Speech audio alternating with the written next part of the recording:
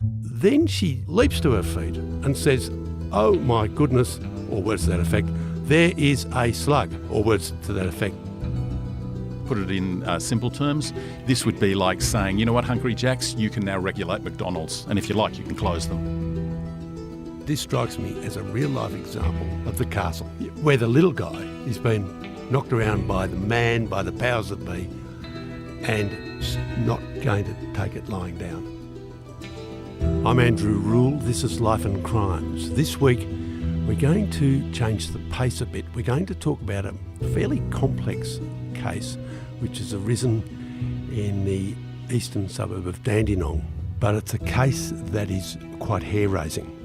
It starts on the 18th of February 2019 when an officer working for Dandenong Council, an officer of the type who used to be called a health inspector in the good old days, turns up at the premises of a well-known food production plant which trades under the name I Cook, which is a clever name because it uses the initials and name of its principal, Mr. Ian Cook, and indeed Ian Cook and his family, that would be his brothers and his son and others, have been involved in this family business for some decades now, I think over more than 30 years, and since 2009 at this particular premises, which is in Zenith Road.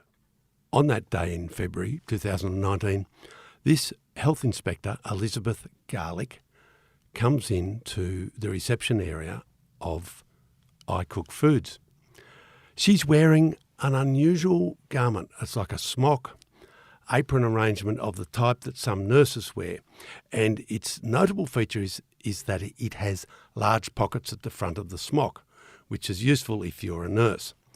Not necessarily useful if you're a health inspector, which made the receptionist on the day take a second look. And she noticed, the receptionist, very sharp-eyed lady who becomes a witness in later events, she notices a bunch of tissues spilling out of Ms. Garlick's apron or smock. And she thinks, that's funny, a whole lot of tissues, why she got those? Doesn't think much about it until later when its significance becomes significant. And what happens that day, to cut to the chase, is that she makes an inspection of the premises. And during this inspection, Ms. Garlick goes into the plant and she's filmed proceeding around the place by the in-house closed-circuit cameras. She doesn't realise she's being filmed, incidentally, but you wouldn't because they're just unobtrusive cameras. At some point, she bends down in a particular corner and she's just out of sight of the cameras. And she bends down for 17 seconds, which is quite a long time when you sit there and say 1 elephant, 2 elephant, 3 elephant. It's quite a long time. And then she leaps to her feet and says, "Oh my goodness," or words to that effect, "there is a slug," or words to that effect. And she pulls out a phone or a camera and she takes a picture of, yes, a large garden slug, which has magically appeared on this extremely shiny, clean floor. And it's shiny and clean because every day it is swabbed down with very powerful disinfectants with a chlorine base. Interestingly, beside the slug is a tissue. Now, one imagines this might be the same coloured tissue as was it previously in her pocket when she'd entered a minute earlier, which is bizarre. What's even more bizarre is that when her film of the slug is later produced, it doesn't show the tissue being near the slug. Now that's very interesting because walking behind her when the slug appears on the floor is Mr. Ian Cook's brother, Michael Cook, who is something of an amateur photographer because he pulled out his camera unbeknown to Ms. Garlick and he took a shot of the slug and the tissue together because he thought it was quite a strange occurrence. Even at that point, I think Michael thought it was fairly suspect and fairly hot, as if she had planted the slug like industrial sabotage. Ian Cook, welcome to the program. Welcome to Life and Crimes. Can you tell us, after that start, which is, I find it could, be Midsummer Murders. It's a wonderful start to a story. Not wonderful for you, No, it was because terrible. your livelihood and the livelihood of your family, a company worth many millions of dollars, the product of decades of hard work, has been smashed to smithereens by the alleged planting of this slug. It's a long, involved story, and you're here to tell us the high bits and the low bits. Where does it really start? This whole thing goes back to 2009-10, when the federal government, through Minister Albanese, funds a group of councils to set up a factory in competition with myself and other private providers within the Meals on Wheels market. Right. So your factory, for our listeners, you produce large volumes of sort of pre-packaged food done in, you would say, in extremely clean hospital-grade environment. Absolutely. And in fact, you produce it for hospitals and for aged care homes and similar institutions. In fact, even some other places like canteens. Yes, there's a couple of small like coffee shops and things who buy components off us. Predominantly, though, it was split, as you say, to hospitals, aged cares for our components, and then the other 60% were Meals on Wheels, chilled meals. Is it important to be really extra clean in these circumstances? Absolutely. We're dealing with vulnerable groups, so we have to meet a higher standard. Unlike sort of the corner coffee shop where somebody might now and again get it wrong, you're not in the business of getting it wrong. No, and just a quick example of that would be that we have what we call an inline tray sealer. So the meal, when it comes along and it's filled and it's sealed, this is a $300,000 machine that takes all the air and oxygen out and puts carbon dioxide and nitrogen back in so that the meals are much safer. Bugs can't grow. So you're saying that the federal government, via Minister Albanese, and the then Victorian Labor government, whose health minister was Daniel Andrews, back in that era, actually put in joint funding to set up a big food production plant in opposition to yours. Correct. Is that right? Yep. And what did they call that? Community chef. And what was the idea of doing that in a few sentences? I don't know, because we actually wrote to Albanese and said that you're going to screw the market. You're going to skew it off. Kill us. Yeah, it's going to destroy it. You're going to affect us. You're going to affect other people who are in this market.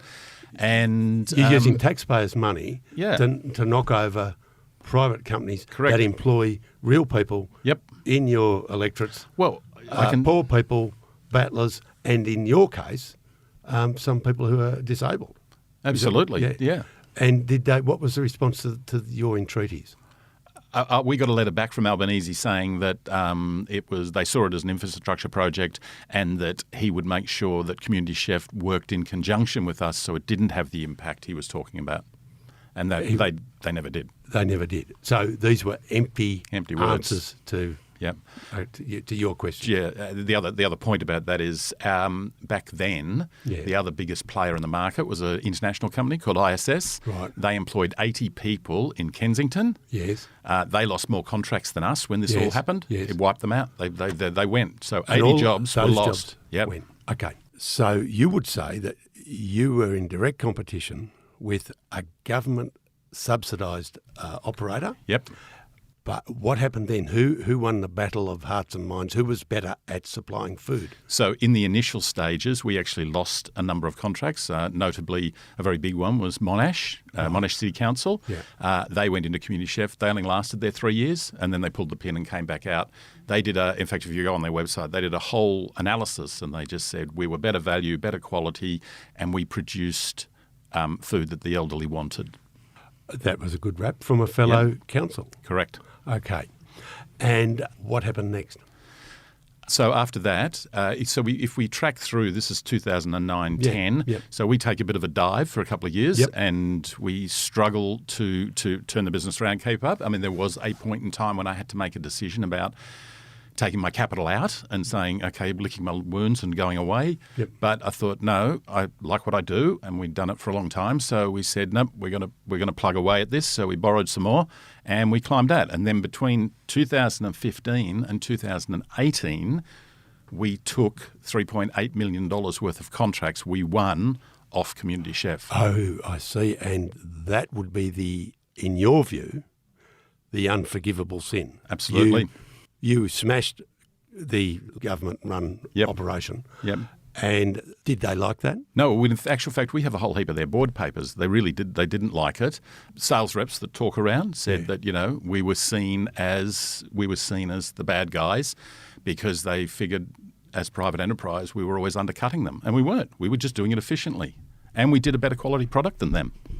Right. And when do you think someone somewhere made a decision to fight dirty? In your view, they fought dirty. When do you think that happened? That happened towards the end of 2018. So we have evidence and papers that show that they had to try and make themselves a monopoly or the only player in the market. That would mean getting rid of you. Yes. Now, is there a connection here between Dandenong Council, which is Dandenong Council, Yep. and Community Chef, which is your government-subsidised opposition? Yes. So What's that connection? that connection is that the CEO of the city of Dandenong Yes. is the board member of Community Chef. So he's on the board of Community Chef. Is he? The council themselves are shareholders, so they're conflicted. So I have a regulator. So to put it in simple terms, this would be like saying, you know what, Hungry Jacks, you can now regulate McDonald's, and if you like, you can close them. So this comes to a head. They're allegedly looking for an excuse to knock your company out of the market. The excuse arrives in the shape of an elderly woman who gets ill and actually later dies. Can you tell us about that? Yes, so Jean Painter was a patient who was admitted on the 13th of January to Knox Private Hospital In in 2019. So this is a couple of weeks before. She's in a nursing Yes, home? she was. So she was. Yes, she was in Aveo Domain Village in Doncaster. Right. She's admitted to hospital, and she's admitted with all of the symptoms of listeria poisoning. So she's got diarrhea, she's got headaches, she's got back pain. She's got all the symptoms of listeriosis. Now, at the 13th, she'd never eaten anything of ours. So she's admitted to hospital with these symptoms, Yep. which is, let's say, like it's food poisoning. Yep, that's right. Yeah.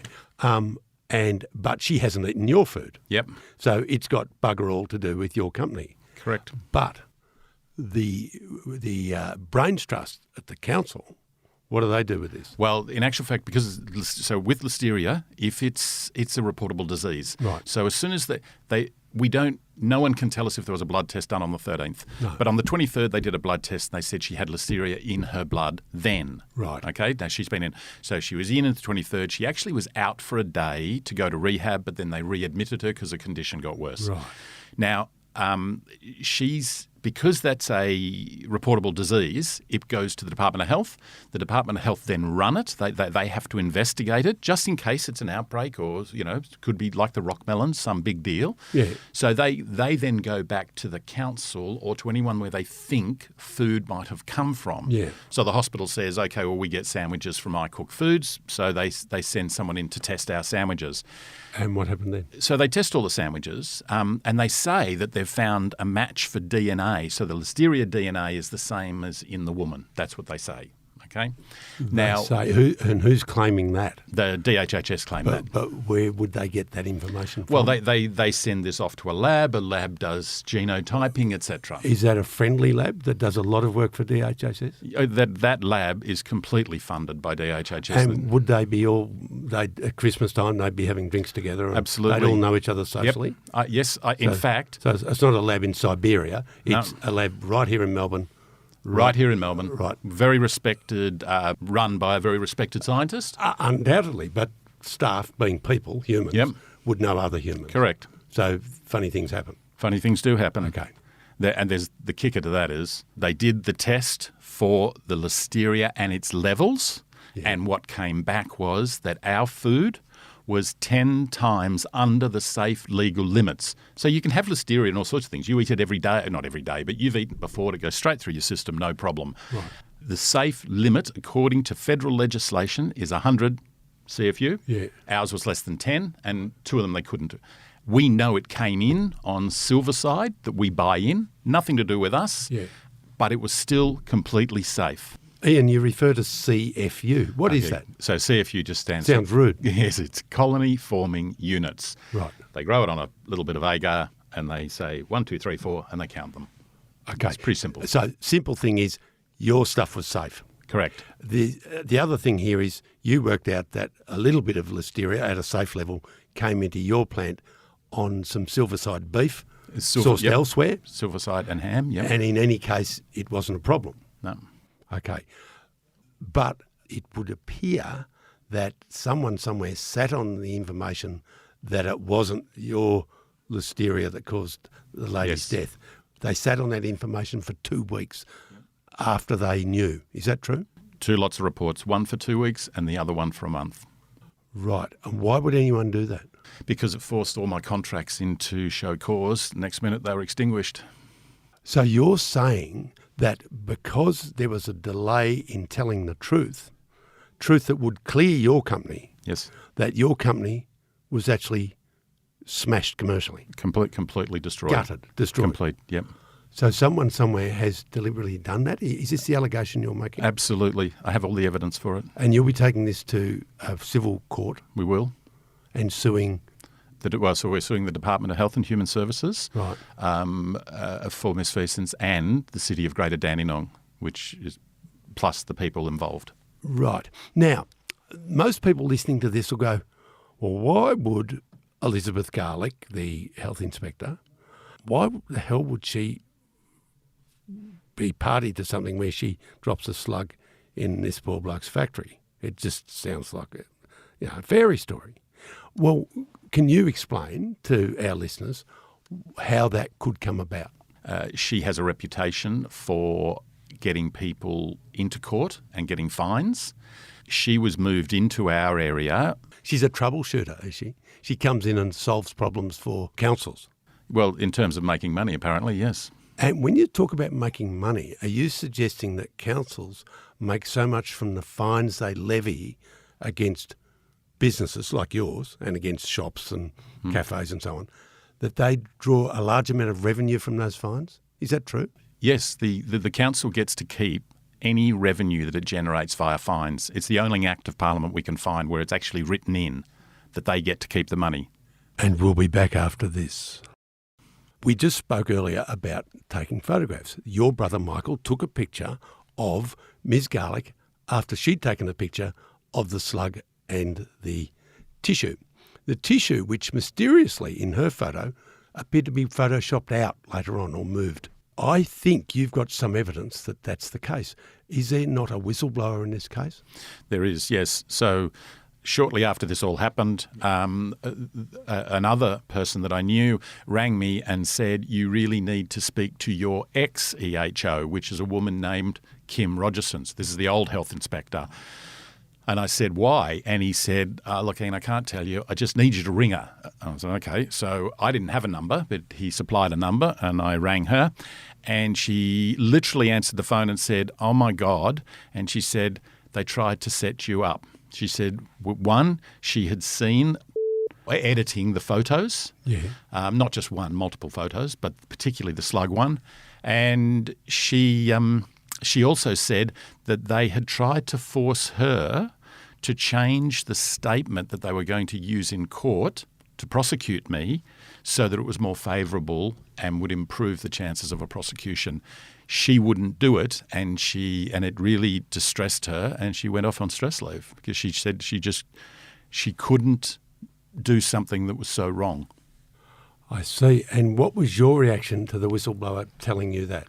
This good woman. Yeah. In your view, a good woman. I was devastated. She's not a fantasist? No. She's not a drunk? Not a drug addict? She was actually quite a hard health inspector. She was one of the ones that you did what she told you to do. Hard but fair. Hard but fair, yeah, that's fair enough. And your characterisation of these other people is they're hard but totally unfair. Yeah, they don't, there's nothing about health that's all about raising wealth. Exactly. For them. Exactly. Okay. It strikes me, Ian, that the most sinister thing about this whole thing, which it's, basically ruined your business, it to some extent has ruined your life and that of your family. Absolutely. And will continue to do so unless you win a very gruelling and expensive court case. Correct. Which, in my view, you should win, but my view has never helped in court, incidentally. But the sinister thing is that this goes much higher than council level. We all know that most of the corruption in this country is probably at council level, when it's all said and done, at grassroots level. But in this case, it goes higher, and it has implications for people in very important places. From my point of view, you're right. It's been devastating, and to get to 60 and have your complete business and all your life's work destroyed, and its value is devastating. What is it worth? The business was worth literally. We had someone buying in who'd valued it at $25 million. They came in to buy a part of it on the Monday, which was a deal we've been doing for 2 years. Right. So how many employees were you employing? 45. 45. Those 45 jobs vanished as a result of this? Yep, they're gone. Some of those, I believe, were people with disabilities. Yep. Including one that I think you mentioned outside the studio, was a deaf lady who, it turned out, and you didn't know this, was actually using her wages from your place to pay off her parents' home. Correct. And that after this devastation, that they had to sell that house in order to get by because she couldn't get another job. Yeah, how do you feel about that? If you hear Ingrid's story, it'll bring you to tears, I promise. I hope we do hear Ingrid's story. I think it's... Ingrid had worked for us for 13 years, absolutely fabulous employee, and she earned a full wage from the day she started with us. Yeah. Yep. And the net result is her parents lose the house. Right. Yes. Okay. That is horrible. But it's even more horrible because people in high places have connived to get this result. Yep. Not because they had anything against Ingrid, but because they connived to smash your business for commercial reasons and political reasons. And political reasons, appear. Just explain that nexus between the council and the Department of Health and the state government. So we've told you about Dandenong and Community Chef and that relationship, and there's a conflict of interest there. But there's also a conflict of interest also for the Department of Health because Community Chef was losing money every single year. The Victorian Auditor-General had said they had to have $1 million of floating cash in there. The department had put up till when we were closed, apart from all the other monies they'd been given, so that was $9 million from the feds, $6 million from the state, $2.5 million from councils, $1.5 million or approximately that from Hobsons Bay City Council. They also got another $3 million in regular handouts just to keep Vargo happy, just so that they could pay their bills. Yeah. That money all came from the Department of Health. So they were the major stakeholder. And so they had a huge conflict of interest, and they needed to fix it.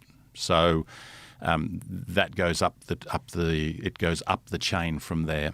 This is embarrassing. This whole situation is embarrassing, financially and literally embarrassing for the people running DHS. Absolutely. And who was that at the time that we're talking? So we have 2019.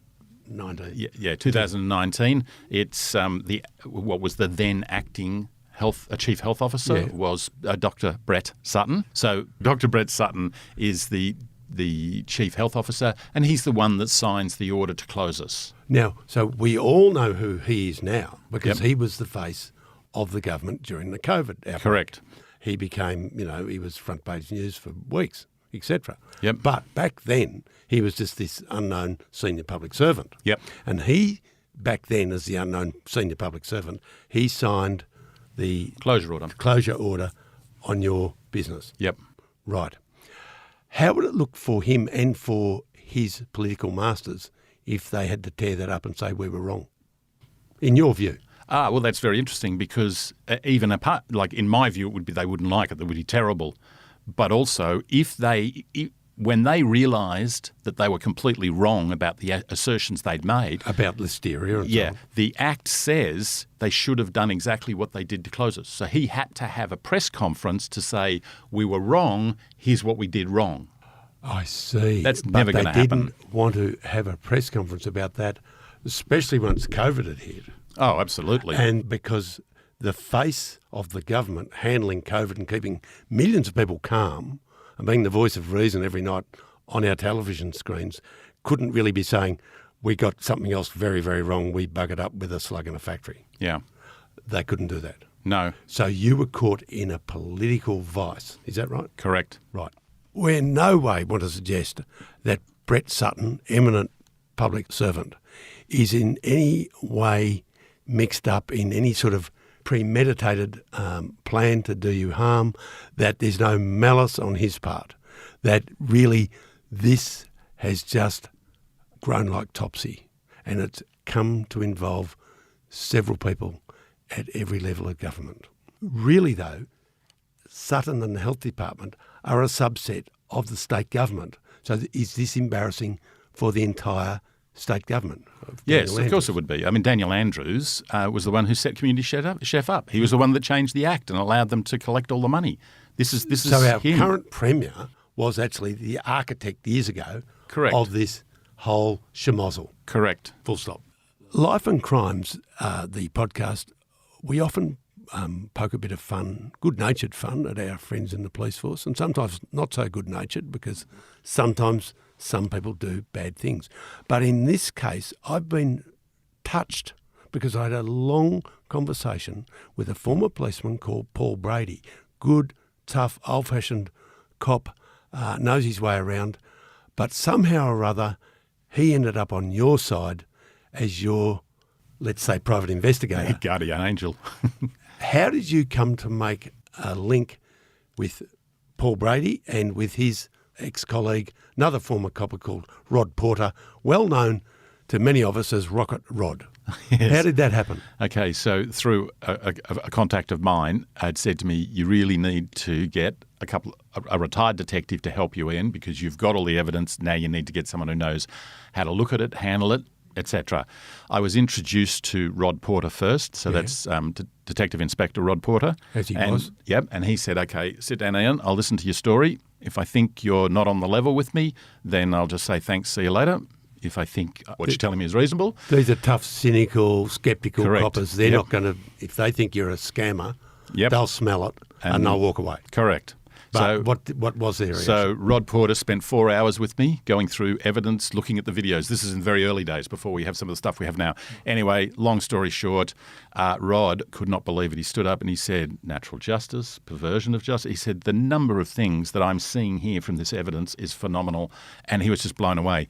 He said, I'm going to help you. And I thought, okay, what's this going to cost me? Rod said, no. If something is wrong, it's wrong. And we're going to fix it. So these guys, him and Paul Brady, literally have worked as volunteers because they want to see justice and they want to stop this from happening again. Now, if you'd told me that a week ago, I'd find it hard to believe. But I spent an hour on the phone to Paul Brady and I couldn't believe how passionate he was in your cause. Yeah. And how angry he was with the powers that be, from the council right through to the state government, with the way they've connived to knock you about. As far as I'm concerned, the universe has just come together and given us two magnificent people. It seems to me that sometimes I was going to say the bad guys, pick on the wrong guy. They pick on the wrong guy. They pick on one that jumps up and hits them back. Is that what's happened here? Yeah, I mean, we didn't set out to be in that position. No. It's I guess no one does. But if I was to just roll over and go away, I would have lost my life's work, lost all my superannuation, everything. And then who wants to start again at 60? No, fair enough. I'm shocked that they thought they could get away with this. Yeah, actually, I was told by. So the local member is Gabrielle Williams. Yes. Her chief of staff, Stefan, right when this began, I went and saw him. Yeah. They knew what I was doing and they knew some of the work we did, which they thought was fabulous. And he said to me, I don't get why they didn't fix it when they realised that it was safe and everything was all right. So this is a few weeks after, right? Right. And when I explained to him, he went and looked at the Act and he goes, oh, I get it. So they're going to have the press conference. He said, this is never going to happen. They're just going to sink you. They're just going to send you broke. So you were actually sunk by a piece of legislation that says they owe you a press conference to square it off, and they were never going to do that. They were never going to do that, no. Okay, right. Now, along the way here, Ian, the real police, the ones who still wear uniforms and aren't former police, they have investigated this. Now, initially they started off on probably the right foot, did they? Absolutely. Yeah. And who was that? Where? So the first two detectives was Detective Sergeant Ash Penry from Dandenong CIU. He spent many hours in our facility going over the video evidence, all the stuff we had. And what was the summary of what he thought? Oh, he told us that these people had to be stopped. He also said that there's serious crimes being committed. Did he think the slug was an absolute bad joke? Oh, that absolutely. The slug was obviously a plant. He said this, and that everything else was of that calibre. It was all a rort. Yeah. So people like him have said to me, it's like a drip filling a bucket. Once you keep going and going and going, you find more. All of a sudden, you've got a full. What happened to that investigation and that officer? So that officer and the guy working with him, Rick Mokos, around June 2020, that was taken off him. By someone higher up. Yep. So someone higher up took, because we'd given him a full brief of evidence. Right. The retired detectives had done a whole heap of work for them. And how did you find this out, that it had been taken away? Because so Paul Brady rang your Ash investigator, Penry, Paul Brady, and rang the serving policeman. Yeah, said, what's Ash going Penry. on? How's it? And he said, it's been taken off me. It's now been sent to Moorabbin CIU. That seems a bit strange. That's another CIU elsewhere. And what was the excuse for doing that? Well, the excuse was that Dandenong Police Station had a conflict of interest. Why? Because they work very closely with Dandenong Council. Right. Doing community policing and this sort of thing. So what it turns out is, if you're going to commit a crime, work for the city of Dandenong and do it in Dandenong, because you won't get charged. I see. So the Dandenong Police basically said, we can't investigate anything that involves Dandenong Council. Correct. Because Council give them... Because we're friendly with them. Yeah, and Dandenong Council regularly give them a free car. That would seem to be a very strange attitude. And I don't think it would get a very good hearing in a court of law. No. At Moorabbin, what happened? So it goes to Moorabbin and it goes to a guy called Inspector Kerr. So he starts to read it, and all of a sudden he's sent on forced leave. So the thing dies for the period of time, I think 2-3 weeks that he's on forced leave. Right, and what happens then? So then he finally comes back, once again, Paul Brady, because he knows the system, rings and respectfully says, okay, how are we going, Inspector Kerr, blah, blah, blah. And Inspector Kerr tells him that he was going to send it back to Dandenong and said, don't be silly, action this. There are crimes here that need to be investigated. Right. And it didn't. Nothing happened. It Nothing then happened. died. No. And do you feel, and I guess, you're only guessing, but do you feel that it's been stamped on from a great height? Oh, absolutely. Or put out in the cold so they hope it dies? Yep. They want it to die and go away. So I then wrote to the most senior person in Dandenong, which was a Detective Hollywood. Known as Hollow Legs in his day. Was he? Yeah, that's what they call him. Okay. So, yes, and I never got a response from him. So I ended up writing to the Chief Commissioner. And that is Patton. That's Patton, yep. And so Patton's office did get back to me, and they sent me a letter saying that someone from KCCIU would now get on to me. Literally as that happened, I got a call from a Detective Sergeant Lewis from KCCIU. Right. Detective Lewis then came in and started working with us. Right. And he actually took it seriously. He did. Looked at all the evidence, got to a point and said that he was putting it up for approval so that he could go out and charge people, arrest people. Apparently he needs to get an approval. Yeah. And then it died for died again. 9 to 10 weeks. I rang him back. I rang him back and I spoke to him. And I said to him, please, is this being stopped? And he said, no, I think it's just because you're a high-profile case, they need to be a little more cautious and be careful about it. So that was that. Then I rang back again. That would be a discreet and diplomatic political answer, would it? Correct, yes. Okay. So then I rang back a couple of weeks after that because still we'd heard nothing. And he said to me, look, Ian, I'm as frustrated as you are. Now, previously, we talked about it, and he'd said that in all the evidence he had, there were 5 or 6 people that needed to be questioned and possibly charged. Right. So at each level, of police investigation. We've now got three. Yep. 3 different spots, 3 different lots of police. Yep. They've all said that. But mysteriously each time it's been died a death. Yep. Is that right? That's correct. Where does it go next? I've written back to Patton, The Chief Commissioner. the Chief Commissioner. I've outlined it all because you can't tell me that a detective inspector of 30 plus years like Rod Porter or a detective senior sergeant like Paul Brady, these guys this isn't Ian Cook. This isn't about me. No. This is about these guys knowing the most heinous crimes in our statutes have been committed and they're walking away from it. These guys say it's completely wrong. Now, that's easy enough to say, and you and I are saying it, but surely you've taken legal advice and not from the crash and bash merchant around the corner in Dandenong. You've been to real lawyers? Yes, so our barrister, who is... Not Dennis Denuto. No, we have a barrister named Michelle Sharp, who is a PhD in admin So law. it's Dr. Michelle Sharp. Dr. Michelle Sharp, PhD, admin law, right? She is horrified. She's so horrified, she's been doing some pro bono work for us, just like the police. Now, for a barrister... Like the ex-police. Yeah, for the ex-police, yeah. For a barrister to get to a point where they say, you know, that we're going to do a few things for you, Ian, because this is just so wrong, because it's gone beyond being just about us and our family company and the destruction of my life. This is now important to every Victorian and to every Australian. And we'll be back after this to finish our story. This strikes me, we just cracked a joke about Dennis Denuto, but this strikes me as a real-life example of the castle, where the little guy is being knocked around by the man, by the powers that be, and not going to take it lying down. No. Jumps up, fights back. Ian Cook, we could talk all day. We won't, because this story is going to keep coming back. It's not the last we've heard of it. It'll be in the newspapers as it progresses, and I'm sure it will be in other places as well, because it simply is too good or too bad to ignore. Thanks for listening. Please comment or rate it on whatever platform you're using. And if you haven't done it already, please subscribe.